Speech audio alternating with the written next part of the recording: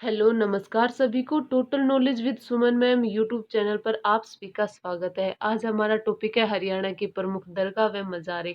इससे पहले की वीडियो में हमने मकबरे कर लिए हैं। वीडियो का जो लिंक है वो आपको डिस्क्रिप्शन में मिलेगा, आप देख सकते हैं। उससे पहले एक बार बात कर लेते हैं हरियाणा कर्मचारी चयन आयोग की, जिससे भई अपने कार्यों में सुधार करने की ज़रूरत है और उन्हीं सुधारों का मुद्दा उठाते हुए हमारे यूट्यूब के जो टीचर्स हैं उन्होंने मुहिम चलाई हुई है। दिन चुना है उन्होंने 2 अक्टूबर अहिंसा दिवस को।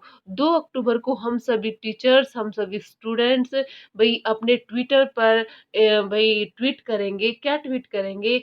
Hashtag SSC reforms. रिफॉर्म्स का मीनिंग होता है सुधार। हमें एचएससी में सुधार करने की ज़रूरत है और हमारी माँगे क्या-क्या हैं? वो भई माँगे है हमारी कैलेंडर।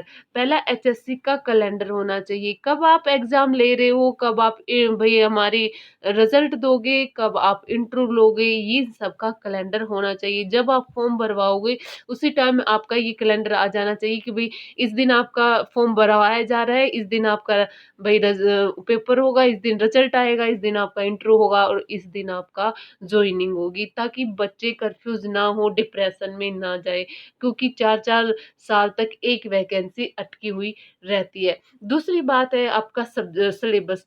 सिलेबस बिल्कुल क्लियर होना चाहिए। आप प्लस 2 बेस का फॉर्म भरवाते हैं, बीए बेस का पेपर आता है, बच्चा कन्फ्यूज़ रहता है कि क्या पढ़े, क्या ना पढ़े, क्योंकि जो भी जो सिलेबस है बहुत भी बड़ा है। उसमें से मैथ एक 5वीं क्लास का बच्चा पढ़ता है, एक 10वीं क्लास का बच्चा भी पढ़ता है। तो एक द आपने लिख दिया मैथ, तो इसका मतलब ये नहीं पता ना भई हम बीए लेवल का पढ़े, प्लस 2 लेवल का पढ़े या एमएससी लेवल का पढ़े। तो ये सबसे ज़रूरी है कि सिलेबस होना भई जो फिक्स है, फिक्स होना चाहिए हमारा सिलेबस, कि आप कौन-कौन से टॉपिक है वो आप दोगे। और तीसरी जो माँग उठाई है वो है आपकी ईडब्ल्यूएस जो कैटेगरी के जो बच्चे हैं उनकी आयु में छूट होनी चाहिए। ये 3 माँगों का मुद्दा उठा है और आप सभी को 2 अक्टूबर को हैशटैग एसएससी रिफॉर्म्स ट्विटर पर अपने ट्विटर पर जाना है और आपको ये हैशटैग चलाना है 2 अक्टूबर के दिन।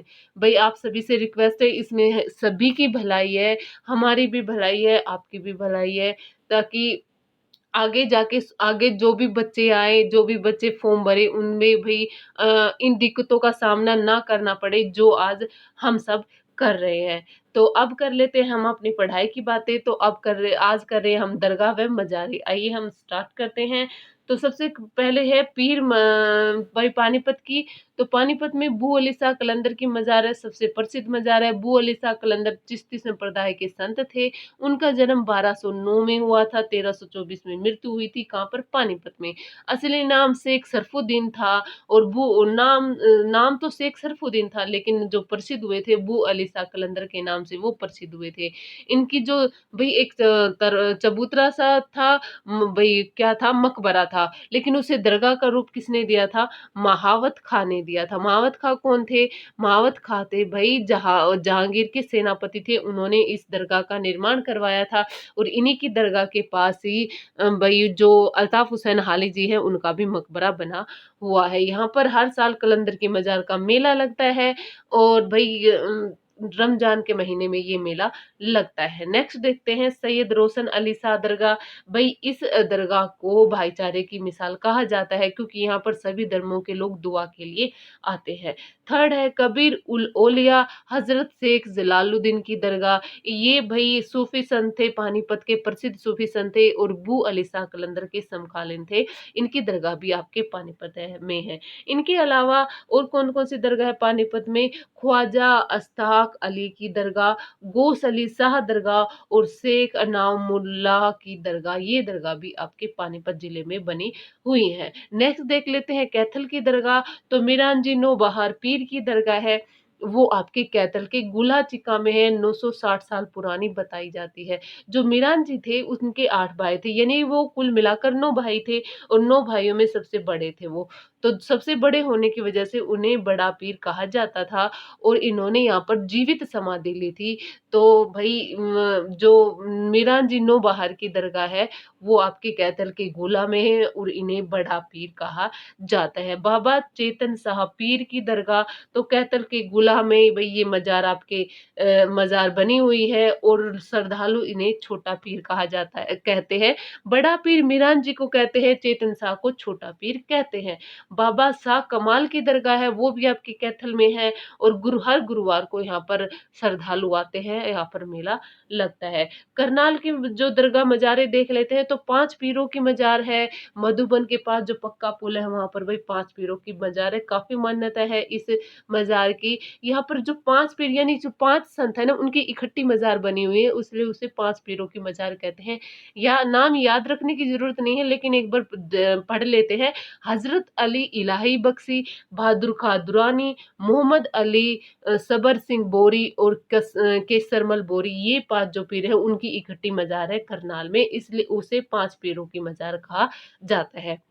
दरगाह कलंदर शाह, इनके जो इस जो दरगाह का जो निर्माण है वो अलाउद्दीन खिलजी के बेटे हुए थे, खीजान खां और सादी खां, उन दोनों ने करवाया था। हिसार की दरगाह की बात करें तो चार कुतुब दरगाह, कुतुब का मीनिंग होता है वह विद्वान जो समाज का मार्गदर्शन सही दिशा में करे, ये है कुतुब का अर्थ। और चार दरगाह, जिस तरह 5 पीरों की दरगाह है करनाल में, 5 संतों की एक जगह दरगाह है, उसी तरह 4 संतों की एक जगह दरगाह है, इसलिए उसे चार कुतुब दरगाह कहा जाता है। कहाँ है? हिसार के हांसी में है भई ये। 4 संत कौन-कौन से हैं? शेख कुतुब जलालुद्दीन अहमद, शेख कुतुब मोहम्मद बुरहानुद्दीन और शेख कुतुब मुनव्वर और हज़रत कुतुब नूरुद्दीन, ये आपके 4 संत हैं। उन चारों संतों की इकट्ठी मज़ार है और उसे चार कुतुब दरगाह कहा जाता है। हिसार के हांसी में स्थित है। मीरा साहब की दरगाह, ये भी आपके हांसी में स्थित है। देखिए, मीरान जी नौबहार की दरगाह आपके कैथल के गुलाचिका में है और मीरा साहब की दरगाह है वो आपके हांसी में है और ये 800 साल पुरानी बताई जाती है और मीरा साहब का पूरा नाम था, वो क्या था? हज़रत नेमत उल्लाह वली इनका पूरा नाम था। शेख जुनैद की दरगाह काफ़ी प्रसिद्ध है, नागोरी गेट के पास, हिसार के नागोरी गेट के पास ये दरगाह बनी हुई है। और एक दरगाह और ध्यान रखिएगा, भीत तजारा की दरगाह, ये भी आपके हिसार जिले में है। देख लेते हैं सोनीपत की दरगाह, तो पीर जमाल की मज़ार है, तो सोनीपत के गोहाना में पीर जमाल की मज़ार है। हिंदू मुस्लिम एकता का प्रतीक माना जाता है। यहाँ पर हिंदू व मुस्लिम दोनों धर्म के लोग हैं, वो दुआ के लिए आते हैं। ठीक है भई। नेक्स्ट है मामा भांजा दरगाह, सोनीपत जिले में मामा भांजा दरगाह है। मामा थे वो इमाम नसरुद्दीन थे, भांजे इब्राहिम अब्दुल्ला थे, दोनों की संयुक्त इकट्ठी दरगाह है और इसे भी हिंदू मुस्लिम भाईचारे की मिसाल कहा जाता है, क्योंकि ये शिव मंदिर के अंदर बनी हुई है। वही पूछा जाए मामा भांजा मुगल सराय कहाँ है, तो वो आपके करनाल के घरोंडा में है और शाहजहाँ के काल में मामा भांजा मुगल सराय वो बनाई गई थी। ठीक है, नेक्स्ट देखते हैं आपके फतेहाबाद की मजार। तो फतेहाबाद में है आपकी मीर शाह मजार। फतेहाबाद में मीर शाह या बाबा शाह खान भी कहते हैं, उनकी मजार है और इस मजार के प्रांगण में एक पत्थर है, उस पत्थर पर बादशाह हुमायूं का उल्लेख है, वो उत्कृष्ट है। ठीक है, भाई हुमायूं वहां रुके थे जब अमरकोट जा रहे थे और हुमायूं ने वहां पर क्या बनवाया था? एक मस्जिद भी बनवाई थी। तो फतेहाबाद की मस्जिद किसने बनवाई थी? हुमायूं ने बनवाई थी। अंबाला की मजार देख लेते हैं, नो गंजा पीर मजार, वही हमने अभी कैथल में पढ़ा। मीरान जी नो बहार की मजार वो कैथल के गोला में है और नो गंजा पीर की मजार है वो आपके अंबाला में है। इन ये सैयद इब्राहिम बादशाह की मजार है, उनका नाम था भाई सैयद इब्राहिम बादशाह, लेकिन मजार को क्या नाम दिया गया है? नो गंजा पीर की दरगाह। तो ये ईरान से आए थे और ये शाहाबाद के कल्याणा गांव में रहते थे और यहाँ पर जब मन्नत पूरी हो जाती है तो यहाँ पर दीवार गड़ी चढ़ाई जाती है। चरखी दादरी की मजार देख लेते हैं, तो पीर मुबारक शाह की दरगाह। तो चरखी दादरी का जो कल्याणा गांव है वहाँ पर पीर मुबारक शाह की दरगाह स्थित है। हर बुधवार को यहाँ पर आपका मेला लगता है। महेंद्रगढ़ की मजार व दरगाह देख लेते हैं, संत हज़मा पीर की दरगाह नारनौल से करीब 10 किलोमीटर दूर एक गाँव है धरनसू, उस गाँव में ये मज़ार है वो बनी हुई है संत हज़मा पीर की। और यहाँ पर महिलाओं का प्रवेश निषेध है, महिलाएँ यहाँ पर प्रवेश नहीं करती है। और हज़मा पीर जी का पूरा नाम क्या था? हज़रत शाह कलमुद्दीन हज़मा पीर हुसैन इनका पूरा नाम था। पूछा जा सकता है किस मज़ार पर महिलाओं का प्रवेश निषेध है? तो संत हज़मा पीर की दरगाह पर या मज़ार पर। नूह की मज़ार देख लेते हैं, तो शेख मूसा की मज़ार ईरान के थे ये हज़रत शेख मूसा जी, और ये दिल्ली के संत थे हज़रत निज़ामुद्दीन औलिया उनके मुरीद थे। और इनका जो मज़ार है वो आपके नूह के पल्ला गाँव में पहाड़ियों की तलहटी में बनी हुई है, जिसे बादशाह अकबर के द्वारा बनवाया गया था। ये आज हमने मज़ार व दरगाह की है, बिल्कुल डिटेल में किया गया है। इससे नेक्स्ट वीडियो में हम गुरुद्वारे पढ़ेंगे। अगर आपको वीडियो अच्छी लगी हो तो लाइक कीजिए, शेयर कीजिए, कमेंट कीजिए। चैनल पर नए हैं तो सब्सक्राइब कर लीजिए। धन्यवाद।